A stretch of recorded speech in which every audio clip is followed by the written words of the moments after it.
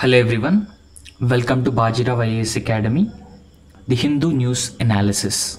Today is 25th April 2024 and today we have few important articles to discuss. So we will discuss about man-animal conflict and what were the observations of the Supreme Court with respect to man and animal conflict. And secondly, we will also understand the Swach Bharat Abhiyaan and what are the shortcomings of the Swach Bharat Abhiyaan, how the Swach Bharat Abhiyaan has actually not addressed the traditional caste-based occupation or caste-based structures where the manual scavenging is still practiced by the backward or socially disadvantaged sections of the society. And after that, we will also briefly understand the National Clean Air Program and what was this program and how the National Clean Air Program will help reduce the particulate matter 2.5 and particulate matter 10, which are major causes of the ground level pollution in the atmosphere, and they are also very often associated with the greenhouse gas effect and negative health impacts on the people. Now, before discussing those important news articles, let's try to cover the previous year question. So the previous question that was given for the prelims practice question. So consider the following statements about the Tobacco Board. First statement says it is a statutory board. Absolutely correct. Tobacco Board is a statutory board. And second option, it functions under the Department of Commerce, Ministry of Commerce and Industry. And this statement is also absolutely correct. So the correct answer for this question is option C, both 1 and 2. So this is the correct answer for this question because Tobacco Board is a statutory board and it comes under the Ministry of Commerce and Industry. Please remember, earlier UPSC has also asked about the Coffee Board as well. So therefore, such questions plays a very important role, or they are very important for your examination point of view. Now understand briefly about the Coffee Board.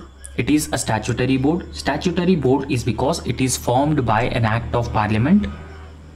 The Parliament of India passed a Tobacco Board Act 1975 and it functions under the Department of Commerce, Ministry of Commerce and Industry. Secondly, its role and responsibilities include promoting the export of various tobacco-based varieties and at the same time regulating the production, distribution, quality of flue-cured Virginia tobacco. So this is the main important role of the Tobacco Board. Please remember, the headquarters of the National Tobacco Board is located in Guntur, Andhra Pradesh. So today's practice question is, in India, opium poppy cultivation is prohibited except under the license issued by the which of the following organization?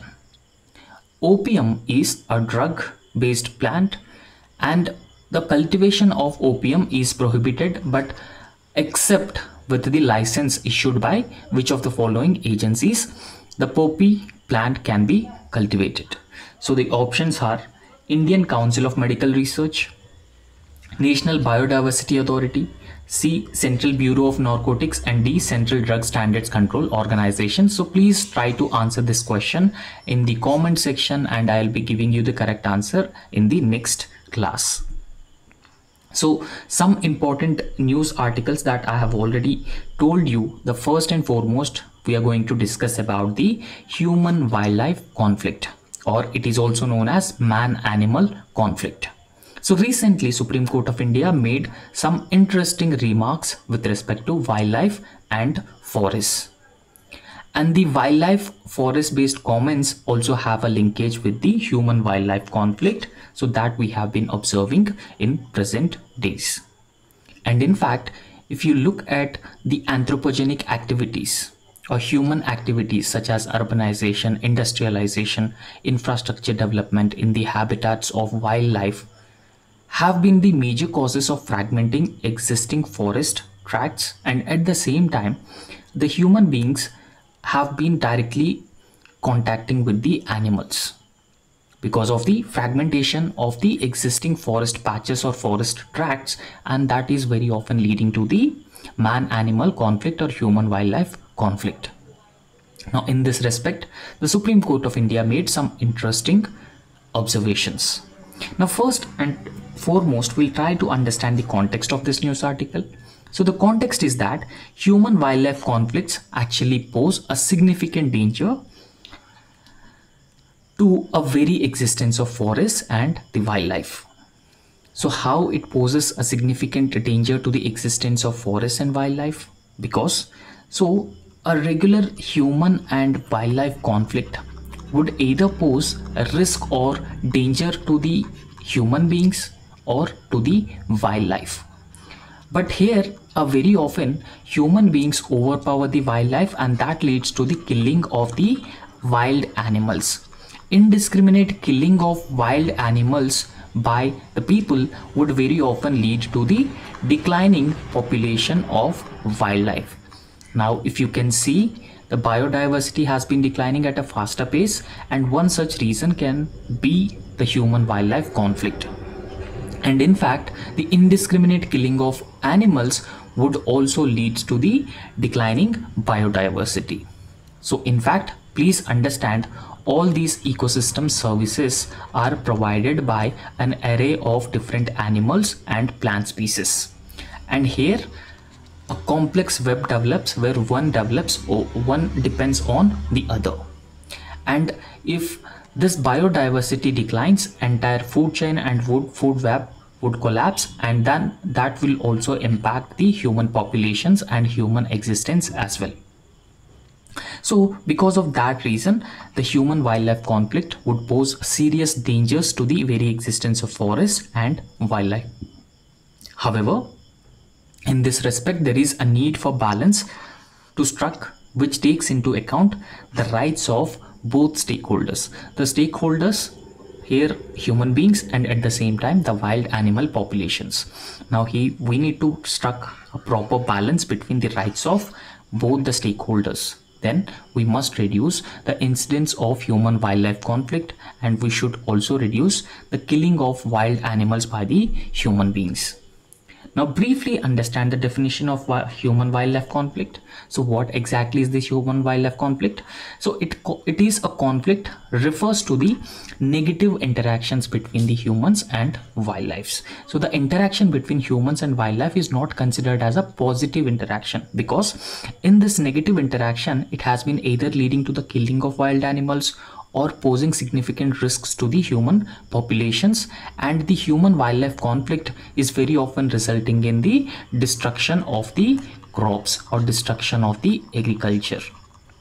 So therefore, we can say that the interaction between human beings and wildlife populations is a negative interaction. It is not a positive interaction.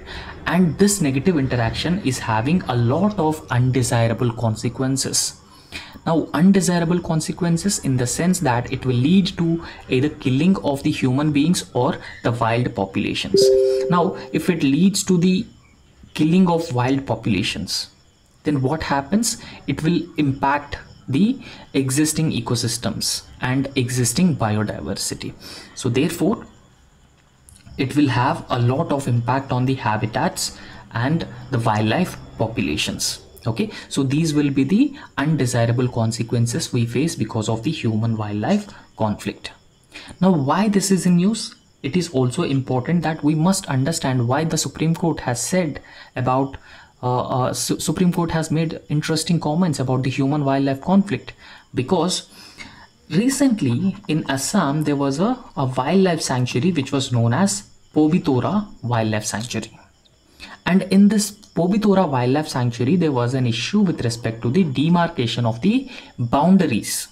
So the demarcation of the boundary between Pobitora Wildlife Sanctuary and the settlement rights of the villagers who are living on the Pobitora Wildlife Sanctuary.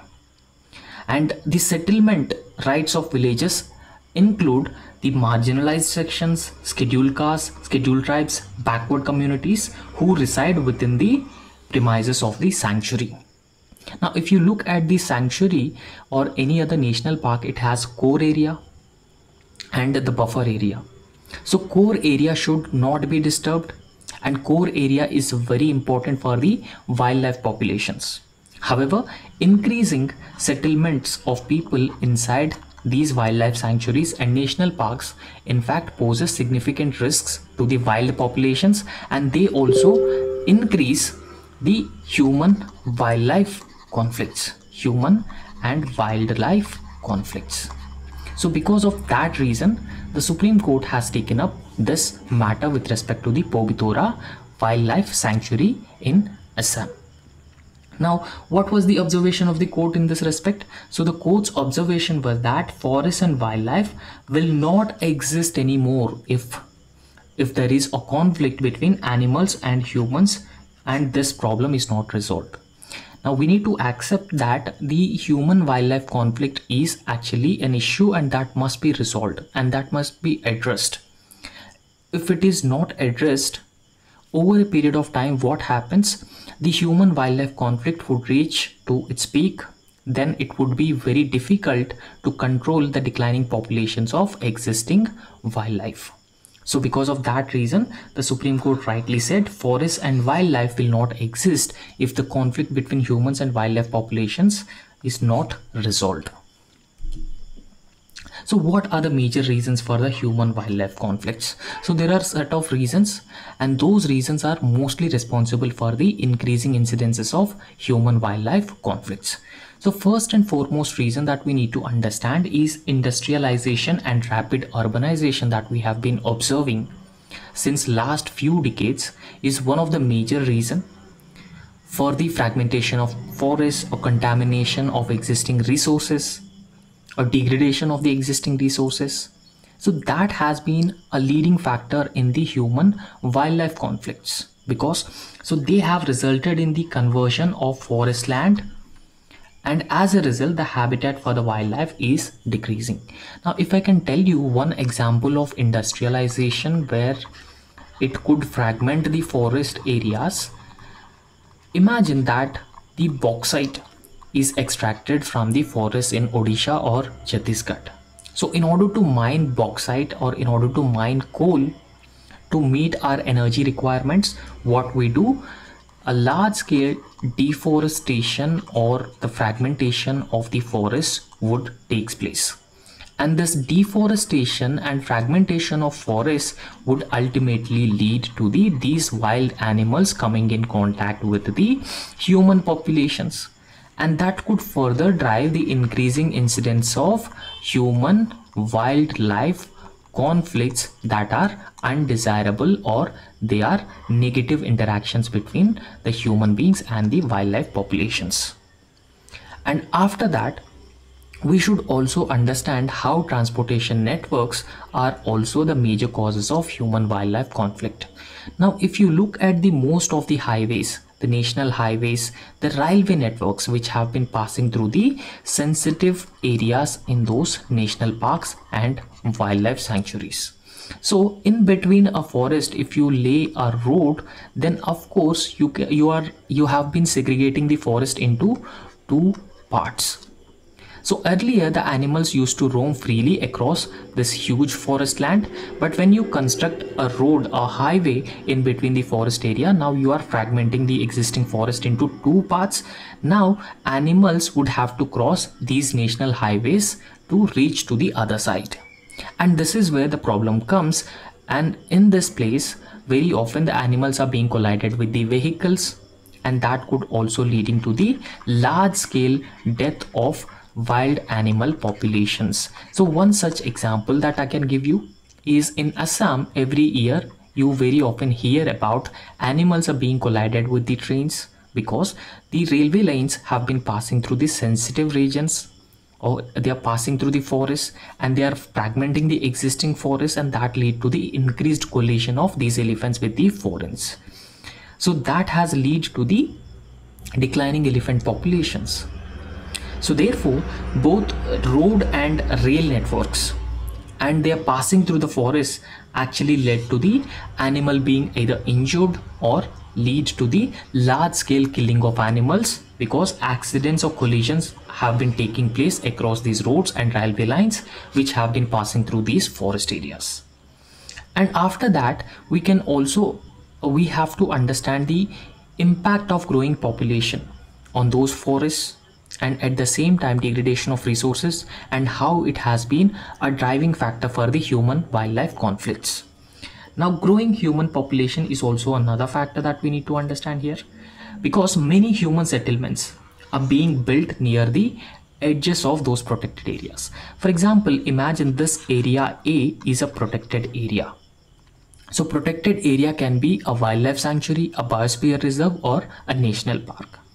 However, if you look at most of the settlements, and these settlements are located at the fringes of these protected areas. And very often these forest lands are also encroached upon by the land mafia. Like how floodplains of Yamuna are being encroached upon, these forest lands are also being encroached upon by the land mafia. And either for the settlement, or either for the cultivation or agriculture purposes, the land encroachment has been taking place in those forest areas. Now, when you are encroaching upon the forest land, and when you are building illegal settlements in those forest lands, it is quite obvious that you very often come across in contact with the in negative contact with the wildlife populations, and that is how the human wildlife conflicts have been significantly increasing. So therefore, consequently, the pressure has been increasing on the natural resources in the forests. Now, all the people who have been located or settled at the fringes of these forests, they also extract resources. They have cattle and they get fodder from these forests. So where there will be a competition between the human beings who settled on the fringes of the forest and the wild populations, and that is also another factor which has been a major reason for the increasing human wildlife conflicts. However, in order to minimize the human wildlife conflict, we need to adopt a set of measures, and we will discuss them as well. However, in this image you can clearly see that the man-animal conflicts and deaths that took place for both animals and human beings. So it is said that 98 deaths have been taken place due to the tiger attacks from 2013-14 to 2016 and 17. And similarly, 2,804 deaths due to the elephant attacks from 2009-10 to 2015 and 16.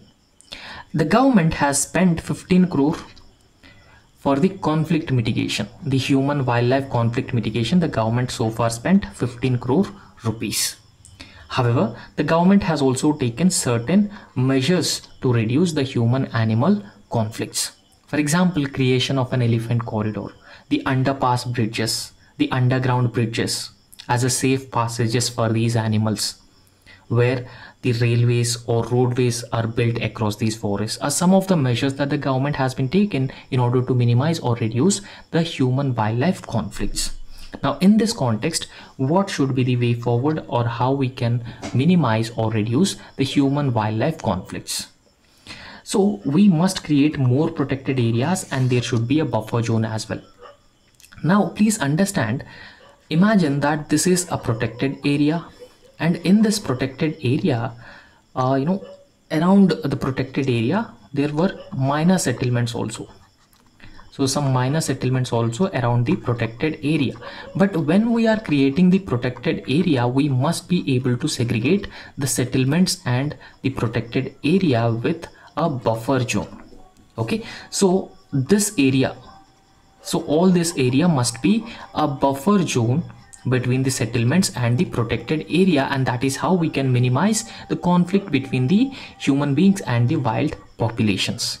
So the first suggestion, we should have more and more protected areas where human beings should not compete with the natural resources of those wild animals, and that is how we can minimize the human wildlife conflicts. And secondly, we must have a buffer zone, and that buffer zone segregates the human populations or human settlements with the protected areas. And secondly, we must take strong steps to enhance the safety of the people. The safety and security of the people is very important, along with the safety of the wild animals also. So therefore, we must ensure that strong measures are being taken to ensure safety and security of the people and wildlife also. And for that, we must take robust measures. and we must create a mutual benefits of coexistence of both wildlife population and human beings. And in fact, the local community participation is very, very important in reducing the human wildlife conflict. So we must include the local communities in the conservation, protection of existing ecosystems and biodiversity, and we must minimize the negative contact between the humans and wildlife populations, and that is how we can significantly reduce the human wildlife conflicts. This is what the article has been talking about. So the next important news article is with respect to the Swach Bharat Abhiyaan. So we all knew that the government of India has launched Swach Bharat Abhiyaan or Swach Bharat mission for the purpose of creating a sanitation and hygiene friendly India, and at the same time waste management, especially the solid waste management, liquid waste management, strengthening the capacities of the local bodies, and make our cities and villages open defecation free, and at the same time use machines or use any other equipment to clean the sewers or to prevent the manual scavenging. So for all those purposes, the government has launched one of the flagship and most ambitious program, that is Swach Bharat Abhiyaan. But even though the government has launched this Swach Bharat Abhiyaan, there are a lot of shortcomings. Shortcomings in the sense that the true purpose of the Swach Bharat Abhiyaan is not yet addressed. Still, there are caste-based discriminations, caste-based segregations, and still caste-based occupations are being followed with respect to the Swach Bharat Abhiyaan, and we must recognize them and we must address them. So this is what the key concern of the author in this particular editorial. Now, what is the context? So briefly understand the context. The context is that recently the Environment Performance Index is being released. And in this Environment Performance Index 2022, India was ranked one of the least, India was one of the least ranked country, or India ranked at the bottom of 180 countries. So total 180 countries have been given the rank under the Environment Performance Index, and India is ranked one of the least or at the bottom. And in fact, the Environment Performance Index rank all the countries on their climate change performance, how those countries have been performing on the climate change and how they are taking certain actions with respect to the adaptation and mitigation. So this is how the countries are being ranked by the Environment Performance Index. So it also takes into account the environmental health of those countries and ecosystem vitality also, and the government measures that are being taken, and the community participation or engagement of all the stakeholders in ensuring environmental health and ecosystem vitality. And in fact, as part of the Environmental Performance Index calculation, total 40 performance indicators are taken into account. So that covers 11 issue categories. Understand, 40 performance indicators are measured to provide a rank in the Environmental Performance Index. So the 40 performance indicators across different categories include air quality is one such factor, drinking water, and also sanitation. Now please understand here that the Swach Bharat Abhiyaan directly or indirectly associated with air quality, drinking water, and sanitation in both rural areas and urban areas. Despite the government has launched the Swach Bharat Abhiyaan scheme, why we have performed poorly in the Environmental Performance Index? Because the Swach Bharat Abhiyaan aimed at improving the air quality, sanitation, hygiene, and drinking water, and it is also said that the Swach Bharat Abhiyaan is a resounding success. So despite this particular scheme is a resounding success, why India is ranked poorly in the Environmental Performance Index, and that is a concern here. And in fact, the government has launched several ambitious programs to ensure air quality, drinking water access, and sanitation, along with the Swach Bharat Abhiyaan program. So what are those programs? So those programs include the Swach Bharat mission first and foremost, and followed by that Atal mission for rejuvenation and urban transformation. Okay, so that particular program is known as Amrut program. So the government of India launched Swach Bharat Mission and Atal Mission for Rejuvenation and Urban Transformation program and Pradhan Mantri Awas Yojana. So please understand, the Pradhan Mantri Awas Yojana provides affordable housing, or housing for all is the main theme of Pradhan Mantri Awas Yojana, rural and urban. So as part of the Pradhan Mantri Awas Yojana, the government will provide everyone a house, an independent house. Okay, next, the National Clean Air Program was also launched by the government. The National Clean Air Program actually focuses on the reducing the particulate matter 2.5, particulate matter 10, and at the same time like pollutants like sulfur dioxide, nitrous oxide. So those are also pollutants, including ozone and all. So despite the government has been launching several ambitious programs for the purpose of ensuring all these things, why India performed poorly in the environmental performance index? So that essentially indicating that we have certain shortcomings in implementing these schemes, in implementing these programs, and that has been a leading factor in the lesser number of rank, or India performing poorly in the environmental perform index. So Swachh Bharat Mission. So Swachh Bharat Mission is actually means to address the issue of wash. Now here wash actually means that the water, sanitation and healthcare. So wash includes water and sanitation, healthcare. And the Swachh Bharat Mission actually launched to address this wash issue. However, we can say that to a certain extent this wash program is a success. However, the other thing that we must understand here, it was launched in 2021, the Swachh Bharat Mission, and this aims to make all cities free of garbage, because we are generating a huge amounts of garbage, especially the plastic pollution. The single-use plastic pollution is a huge, especially generated in the urban centers, and this Swachh Bharat mission has been focusing on making all the cities garbage free.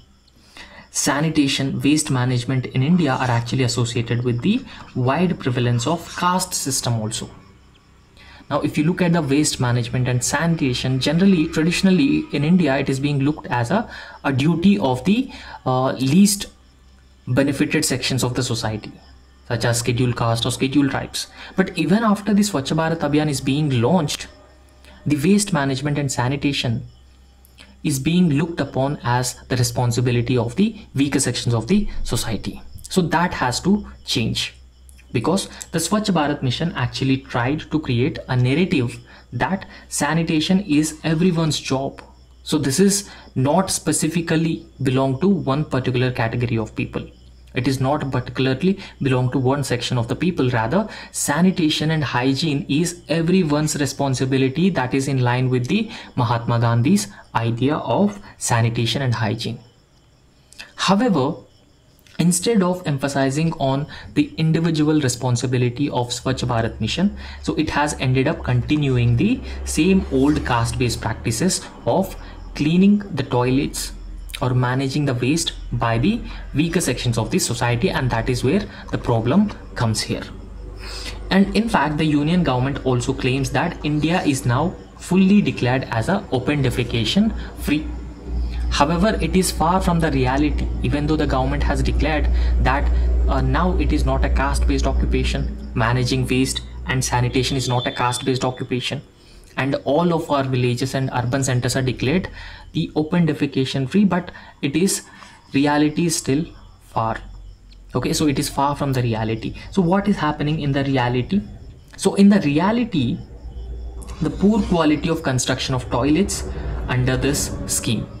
Now yes, it is good that the independent or individual toilets, household toilets are built, community toilets are built, but there is a poor management of these individual or household and community toilets. So with this poor management of these toilets, what has been happening? The overall purpose of making India open defecation free or making a village open defecation free is actually deviated. And in fact, communities in slums still do not have access to the public toilets. So there are a lot of slums, and those slums are rapidly increasing. And so those slums are still do not have access to the public toilets. So that is the major problem. And in fact, in rural India, the toilet construction has not been linked to the waste management.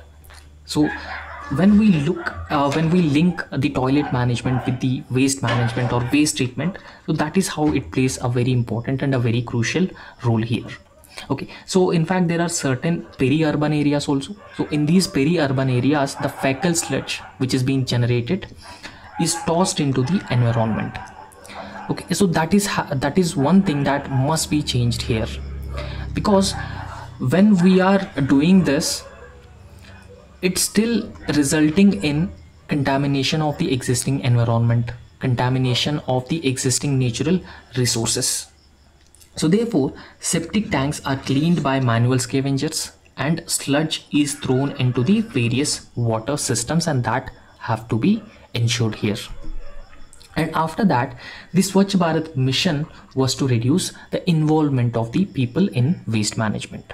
Okay, so it must reduce the involvement of the people in the waste management, because I've already told you that the weaker sections of the society are still being seen as the responsibility for the waste management is being given to the people in the weaker sections. However, when we have this Swach Bharat mission or Swach Bharat Abhiyaan, so the overall responsibility here is that we must be able to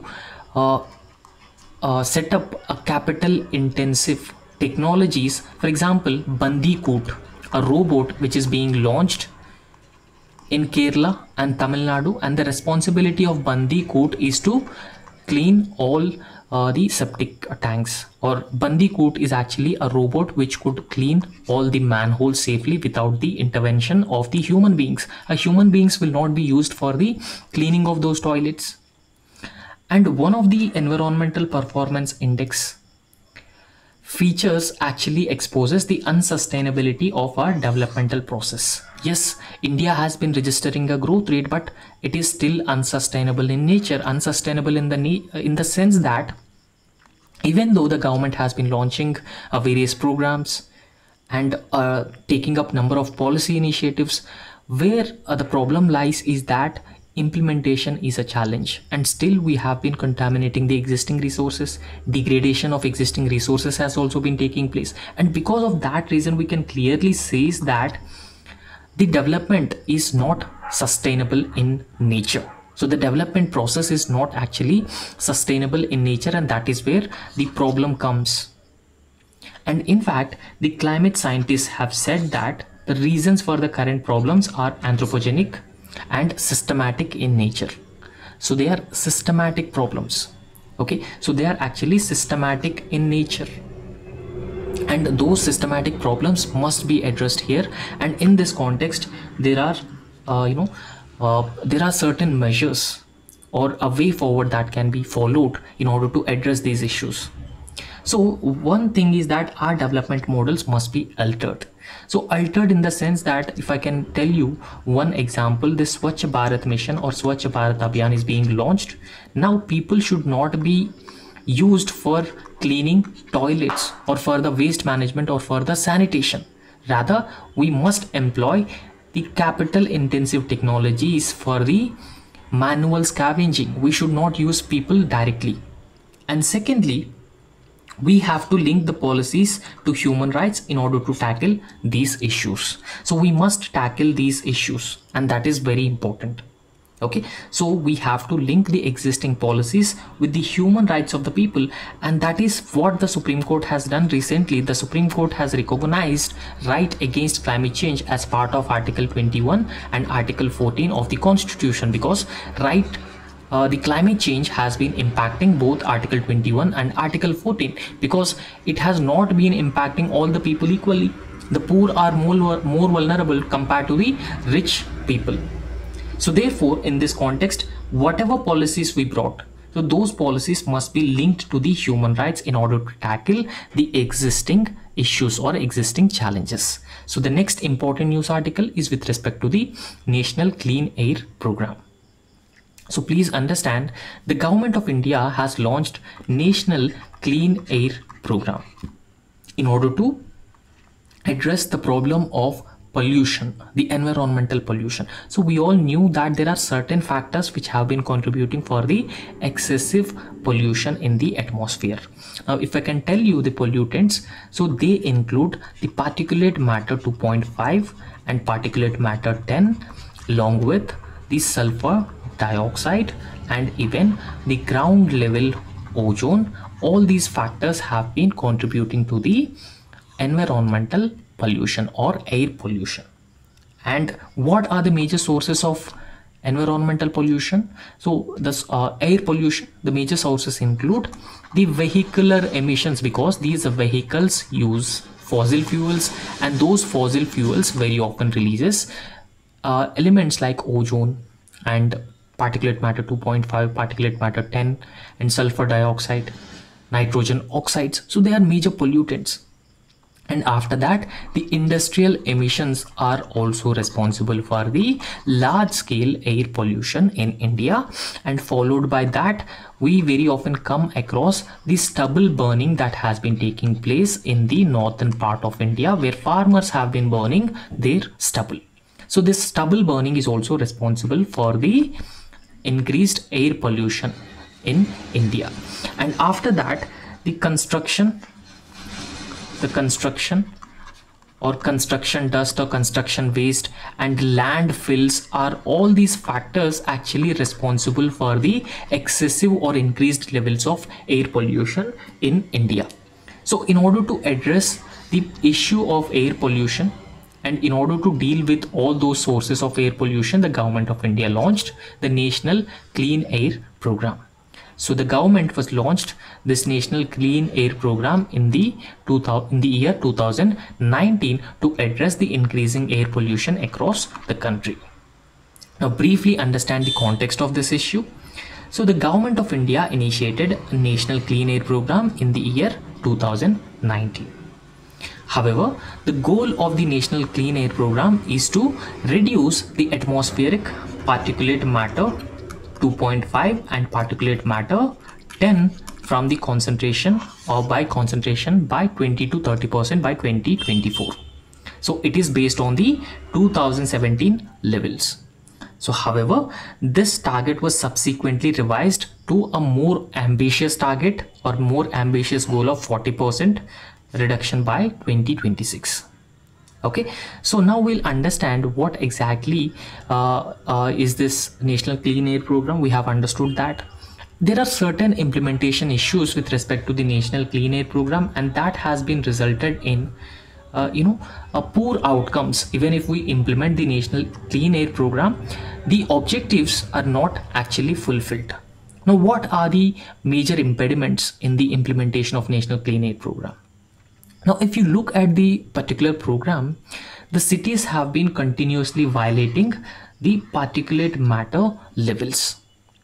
Okay, so there are certain annual particulate matter level targets for different cities, but these cities are rapidly growing and they are engines of economic growth, but they are constantly violating the annual particulate matter levels in India.